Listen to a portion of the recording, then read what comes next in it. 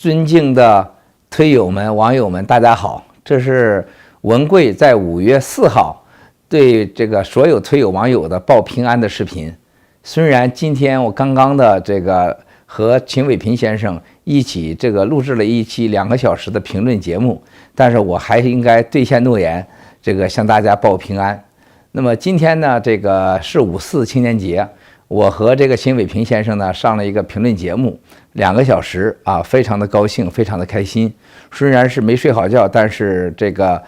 精神状态非常好啊。而且刚刚录制完节目以后呢，我还到了这个外面，吃了一顿这个海鲜大餐，非常的舒服，还喝了酒，这个但是没喝多，希望大家不要担心。很多网友提醒我，千万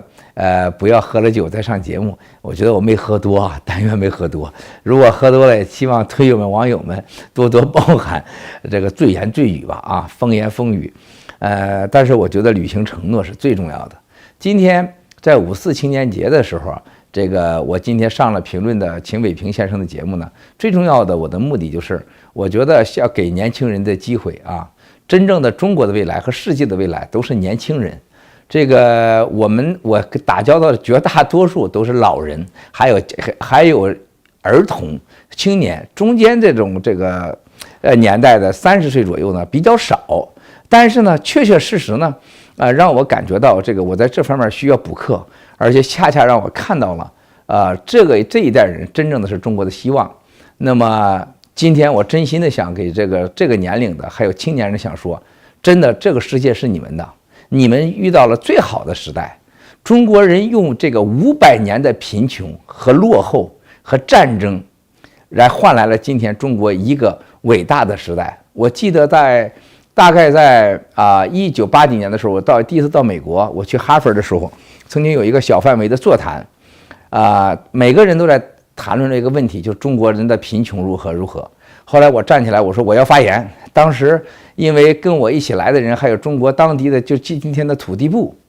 土地资源部了，就是还有一些领导，还有其他方面的领导，广东深圳来的领导，轮不着我啊。这个当时呢说这话的时候，我举手发言，人家觉得我神经病，后来让我允许我发言了。我很感谢这位哈佛的这个朋友。这个发言呢，我就提出来，我说恰恰我认为中国的几百年的贫穷当时大概300-400年吧说的，我说给世界带来了机会，因为全世界的市场逐渐的开发和成熟和饱和，而中国几百年的贫穷积累了巨大的这个资源和财富，还有人民创造财富的这种动力。那么从今天看我们中国几百年的贫穷给世界带来了最大的经济市场和开发市场和这个非常有巨大的空间的这么一个让世界金融界和这个商界可讲故事的这么唯一可以讲故事的这么一个市场的这个价值。所以说我觉得新的这一代年轻人你们一定要珍惜这是你们的时代，这是用我们的祖宗上这个最的几百年痛苦和贫穷落后换来的这个今天的这个繁荣和今天的市场的价值，而且全世界都买账，全世界都需要，这是真的是最好的时间。做生意、做事、做人，最重要的事情就是说 timing， 就是时机那么今天是你们的最好的 timing， 也是最好的时机。那么今天你看到秦伟平先生一个这样的小伙子，也在中国做过私人企业，今天他跑到了美国。而且我就一直在想一个问题，我今天中午吃饭跟几个人讨论这个问题，如果他待在中国，他会有希望吗？他没有希望。他会有 ACM 这样的团队，都是年轻人的团队，给带来一个这样的机会吗？几乎不可能，都被我们的党、国家、贪官污吏、盗国贼们给控制了，怎么可能有这样的机会呢？同样的，你看看和平先生这个明镜有多么的伟大，多么的成功。像和平先生、陈小平先生，像他们这个电视台和节目，在中国能有机会吗？早被抓起来进大狱了，也被上电视游街了，也会被强奸女员工了，也是变成诈骗犯了，甚至是反罪、反革命罪了。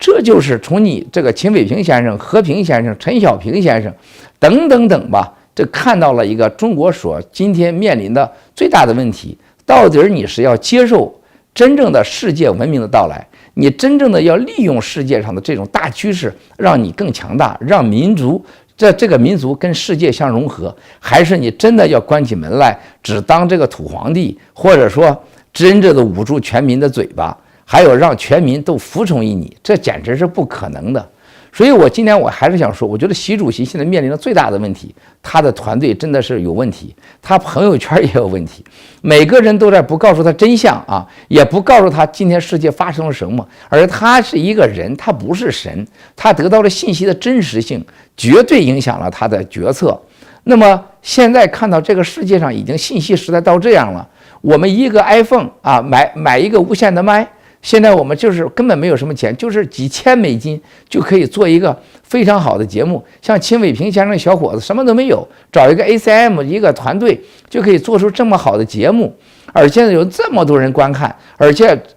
刚刚呢有北京的人跟我说，他们的确定的已经大概在7000万往国内的转发，7000万呢，他们估计到今天大陆在早上的时候一定会突破1.7亿和1.5亿，因为我有渠道我知道。所以说，最起码这个节目会到几个亿人来看。那么，你把这几个亿人的嘴巴给捂住，那这是什么样的一个反作用力呢？这个我们党老爱在讲话的时候说一句话说，这个任何事情都要看到作用力与反作用力，它是相对等的。你这种捂嘴呀，你这种打压呀、压迫呀，这个言语治罪呀，它只能是反作用力大于你正作用力，这是不对的。而且很重要的事情，我想说啊，习主席有什么事怕你们说的呀？什么都没有，只是一些贪官污吏、盗国贼们担心自己的丑闻和事情被暴露，然后老给习主席提建议啊，以习主席的所谓的家人和各方面的丑闻来说这事情，这是很可怕的，这是别有用心的。习主席的干净，习主席的这个整个对政治和理想和对国家的抱负，那哪是一个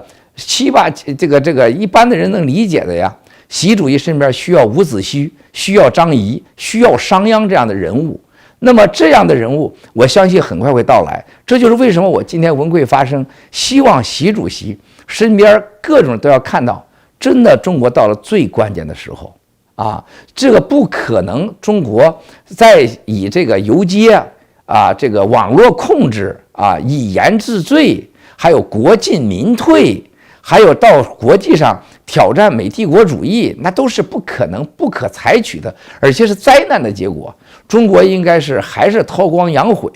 扎扎实实的给年轻人机会，然后呢与世界文明相结合。我在美国看到了所谓的中国禁止的视频、禁止的这个媒体上各种信息，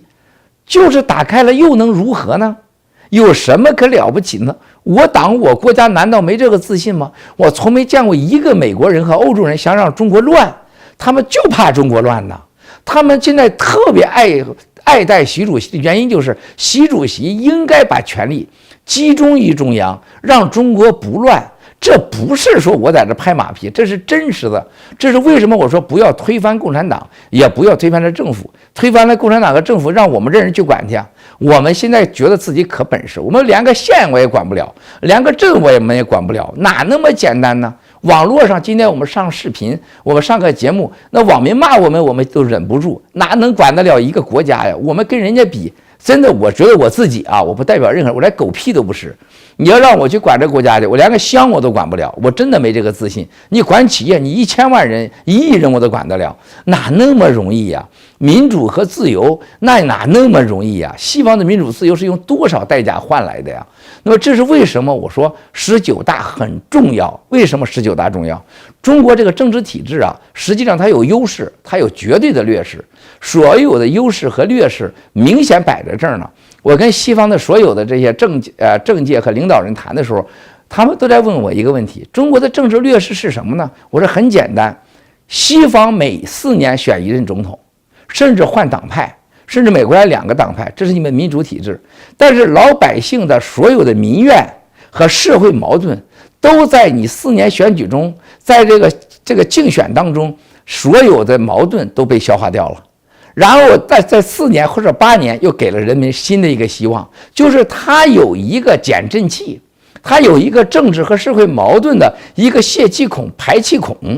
而中国政府呢，这个几十年来、上百年来就一个党啊，这个所有的100年来积累的民怨、社会矛盾都要被一个政府、一个党给这个承担着。还有所有的，不管你换哪个总书记、哪个主席，就是他要承担着所有的这些几十年、上百年来的民怨和社会矛盾。这是中国政治最大的劣势。当然了，它有优势，集中精力、集中资源、集中权力能办大事，但是付出的代价那就是社会矛盾越积越深，越积越大。这就是为什么我说中国共产党、中国政府最重要的下一步就是一定要有一个排气孔啊，有一个减震器，让民怨和社会矛盾彻底的能得到缓解和解决，彻底的公平的解决，否则都将变成了党的矛盾或总书记的问题。那么习主席完全没有任何的理由，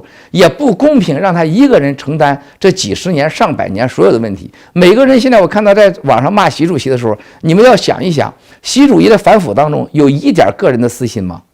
他有什么私心呢？所谓他的江泽帮，有几个当年跟他走得很近的？他这个人是不沾锅的。他从小受到了那种待遇，受到了那种折磨，家庭的那种悲惨的遭遇，都让他发自内心的希望中国安全，希望中国有一个真正的法治啊，这个稳定下的法治。他不可能去走左的，他也不可能收毛钱的。他想赚钱，凭他的能力，他不用当总书记，他也可以赚很多钱。而且关于他家的报道，昨天这个纽时还有其他媒体的来跟我见面，谈到了很多习主席家庭的各种问题，我都在跟他们解释。我说这所有习主席在当总书记前，人家家庭就是做生意的，那个时候是很正常的，而且人家是跟他没有直接关系的，而且这是不公平的。而我说你们把这些事情推到习主席身上是绝对不公平的，而且所有给你们的爆料，包括你调查的信息，跟习主席没有任何关系。他在2013年之前，他没有权利，也没有能力让他家去腐败，也没有人买他这个账。是我跟他家里人，很多人都有这种那样的关系，就是没有直接的关系，有间接的关系。包括这个他所个人的生活中的朋友，也都是我很好的朋友，我是了解这个人的。他对钱半点感觉都没有。像他的太太彭丽媛女士，我们盘古也好，裕达也好，我们没有请不到的明星，没有人不到我们那块儿去所谓的就是这个去表演的啊，去这个走穴的，只有彭丽媛女士二十几年来从来不接受走穴，从来没有过。人家不是对钱，人家不是对利益那么在乎的国家，我这个家庭不是我公会拍他马屁，我跟他们没有任何利益关系。所以我觉得让习主席来承担几十年、上百年的社会的矛盾和历史的这个矛盾，这是不公平的。而且他的家庭绝对不是个贪婪的，据我所知道的，而且有很多事情往他身上做是不公平的。我文贵就是讲实话。另外很多人希望我呢站起来是反党啊，这个推翻共产党、推翻政府。文贵可真没这个能力，我也承担不起。我那么做，我就会把很多像当年本来6·4是个好事，最后变成了血腥的事件，让那么多家庭啊妻离子散，还有这个儿女这个丢失被这个残杀。多么悲惨！好事变成了很多家庭的悲剧。我们希望好事不要以流血和很多家庭的悲剧而付出代价，这是发自内心的。我们让国家去改变的好，难道不行吗？顾文贵跟人家习主席比，我连个屁都不是，我跟人家怎么比呀？人家习主席现在已经经历了那么多年家庭的这种血的代价，然后人家的家庭走向了今天这么干净的家庭，然后呢，现在他有这样的成熟，然后已经到了这个政治的程度，被国际上绝大多数人认可。而且也要理解，习主席也不是神，前5年他必须得建团队啊，利益分配啊，政治平衡，自己也是个成长，自己也是一个成熟的一个过程。我特别欣赏他曾经在2012年和13年说过2次，说治大国如烹小鲜，这是道家的最高境界啊。然后我们道家和佛家之间最重要的2个境界，一个是这个万里无云万里天，千里万里无云万里天，千里有云千里月啊。这样的境界呢是不同的。这个整个的国家啊，整个的国家的治理就如烹小鲜，他是很懂得的，但是他也不是生下来就当总书记的料，也不是这样的人，他也没这个团队，他家也没想过也想当总书记。这个5年，我认为他也会犯错，他也是一个学习的过程，而且他尽全力的让自己的家人，让自己跟国家的利益越来越相向而行。而且我也了解他所有的家庭和身边的人都是被严厉的、近乎绝情的、残酷的管理。他没有必要到这个份上，这个年龄还在去对国家和对个人利益去有任何的诉求，那是不可能的。他要钱干什么呀？就一个女儿，那是不可能的。所以在这个角度来讲，我觉得我们不如大家把所有的希望寄托在习主席身上。我只代表我自己，希望大家不要误会。刚才我也看到了郭宝胜先生一直支持我的，有点失望。宝胜先生不要失望，大家应该现实和面对。我真的希望以很快的时间，能让所有的海外这些不能回家的人，能真的自由的回到自己的祖国，自由的进出。我真的希望所有的惧怕和恐惧的企业家们，在这个19大的时候，能真正的把历史进行一段分割，包括这些受体制陷害和被腐败和这个被体制陷害的这些人，我觉得都能得到新的一个生命。这样的话，我觉得全国会到了一个新的盛世，就是说我们与历史、与社会的矛盾也有一个分割，也有一个划分，让海外的所有64人员、法轮功人员、民运人士或者积极人士都能自由的回到自己的祖国，自由的进出。然后呢，这个习主席自信的把这个今天不可控制的这信息时代的网络彻底打开。我所有今天海外的，就是说这些信息打开能怎么样呢？又能干什么呢？同时，习主席会很自信的让全世界知道了解习主席的伟大抱负。我觉得这才是真正的中国梦，这个梦是可以实现的梦，是现实中的梦。这是我文贵，我认为我要全力去推广的。大家知道，我文贵没有权力的需要，也没有名的需要，更没有利的需要。我没有任何的目的啊！我所要求的，对我的死去的8弟和我的员工和家人，这个所有的事情给个说法。不管习主席他当不当总书记，他都会有人给我个说法的。我也有这个能力让他们给我说法的，而且我也不指望在中国挣钱。我有什么这个希望的？但是我觉得依法治国是现在能做，我又喜欢做的事儿，是能实现的，是比较现实的啊！我希望更多的这个中国老板不要变成通奸商。我任何一个中国老板呢都不需要强奸，在中国这社会、世界这社会，没有老板需要强奸的。这个是对私营企业老板的一个起码的了解和尊重。另外，让中国企业老板们这个因为赚钱，因为经营企业，这个赔官员、赔税务员。陪这个员工，陪合作伙伴拉合同，然后照着身体都不好，家庭不和睦，然后都是病殃殃的，也让他们多一点安全感。所以说，我觉得把私营企业在中国社会上一个合理的地位，让他们有更多的这个安全感，有更多的希望在中国发展，而不是把钱到境外孩子送到境外，让他们真心的100%的通过19大看到了中国未来10年、20年他们的希望和他们的未来和孩子的希望和孩子的未来。这是我觉得是比较现实的。如果说我们现在举了旗说推翻共产党，打倒习主席，然后推翻中国这个政府，谁去管呢？没有这些私营企业家，还有所有的中国精英，这些孩子们更快的把钱到海外，人到海外，那是我们这一代人绝对无法承受的代价。这个我觉得马建副部长跟我说过2句话，我特别的感激，这是为什么我一直尊敬他。这个他曾经说过，说像我们在中国干安全这种人，特别像我马建这种人，来所谓的反间谍局归他管，全世界的情报机构都在盯着他，最恨的就是他最想杀的也就是他。他说我们这号人想反党、想叛党、想叛国都没机会。哎，我觉得这个有道理啊，有道理啊。像这样的人，他怎么可能反党叛国呢？他没机会的啊。那么他的女儿在美国读书的时候，那美国各个情报机构都盯着他，那我是很清楚的。第2句话他告诉我，他说文贵，你去想想，作为一个中国人啊，你说你不爱国，他说你爱不爱党？不爱国，你不爱这个民族，你爱谁去啊？你连国，你和这民族都不爱了，人家会尊重你吗？是不可能的。他说共产党的毛病太多了，他一再的说，他每天都是捶胸顿足，有时候也骂娘，但是他说共产党没了谁来管？能管得了吗？我觉得现在呢，应该是共产党改变，让政府改变，而不是推翻。所以说，有些人呢给我过高的期望，既不现实，文贵也承担不起。我不能骗你们，我也没有理由骗你们。我绝对的要告诉大家，如果你们对我这种期望，我真的承担不起，我也不会那么去做。同时，我对今天年轻人说的，为什么我说你们要接地气儿、扎实的干？不要受某种各种这种奇怪的不现实的思想所左右。中国有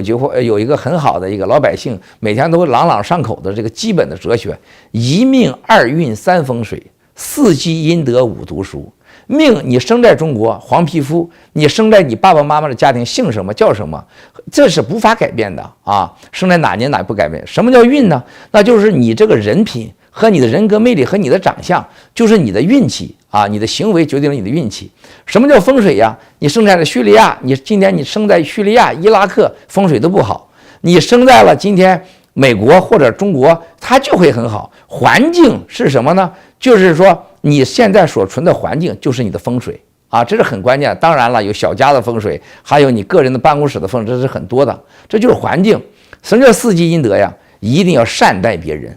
任何恶念、恶心啊，这都会给你带来巨大的灾难。所以你的善心啊，一念而起，决定你的结果。那最后一个，实际上这四样都好，你的运也好，是风水也好，你这个积了阴德了，但你不努力，什么都没有。我相信天道酬勤，地道酬人。所以文贵呢，我还是给年轻人说句话：制定适合自己